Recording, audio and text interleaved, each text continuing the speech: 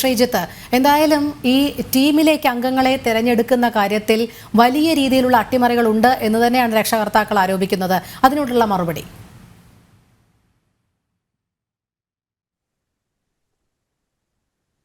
നോക്കൂ, നമ്മളൊരു ഒരു ടീം സെലക്ഷനോ മറ്റോ ഒരു ചർച്ചയ്ക്കിരുന്നാൽ അതൊരിക്കലും അവസാനിക്കില്ല. കാര്യം എന്ന് വെച്ചാൽ ഓരോ ആംഗിളിൽ നിന്ന് നോക്കുമ്പോൾ ഓരോ വിഷയങ്ങളാണ്. ഇപ്പം നമ്മൾ നോക്കേണ്ടത് എന്താണ്, ടീമിൻ്റെ മൊത്തത്തിലുള്ള ഒരു വിജയ ശതമാനം നോക്കുക. കഴിഞ്ഞ ഇന്ത്യയിൽ തന്നെ ആദ്യത്തെ 10 സ്റ്റേറ്റുകളിൽ പ്രധാനപ്പെട്ട ഒരു സംസ്ഥാനമാണ് കേരള ടീം എന്ന് പറയുന്നത്. അതുപോലെ നിങ്ങൾ നോക്കൂ, കഴിഞ്ഞ ഒരു 10 കൊല്ലത്തിലെ ഇന്ത്യയിൽ ആദ്യമായി ചാമ്പ്യൻഷിപ്പ് മേടിച്ചത് വനിതാ ടീമാണ്, നമ്മളുടെ വനിതാ ടീമാണ്.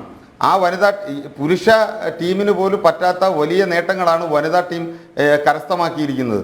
നമ്മളുടെ കുട്ടികൾ ഇന്ന് IPL കളിക്കുകയാണ്, വിമൻ പ്രീമിയർ ലീഗ് കളിക്കുന്നു.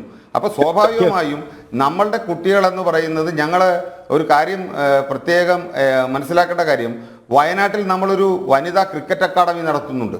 എല്ലാം സൗജന്യമായി നടത്തുന്ന, എല്ലാം പരിശീലനം ഉൾപ്പെടെ താമസം ഉൾപ്പെടെ പഠനം ഉൾപ്പെടെ സൗജന്യമായി കൊടുക്കുന്ന ഒരു വനിതാ ക്രിക്കറ്റ് അക്കാദമി വയനാടുണ്ട്.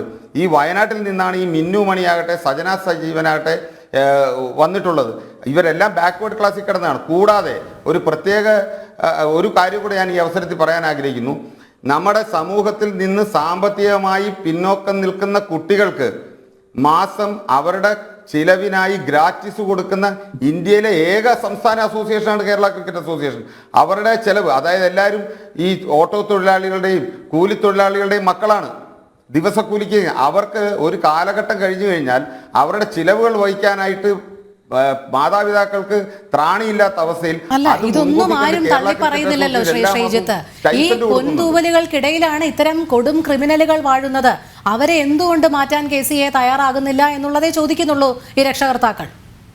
ഇപ്പോഴും അതിന് കൃത്യമായ ഒരു മറുപടി നൽകുന്നില്ല. ഈ മനു എങ്ങനെ തുടർന്നു വർഷങ്ങളായി പരിശീലക സ്ഥാനത്ത്?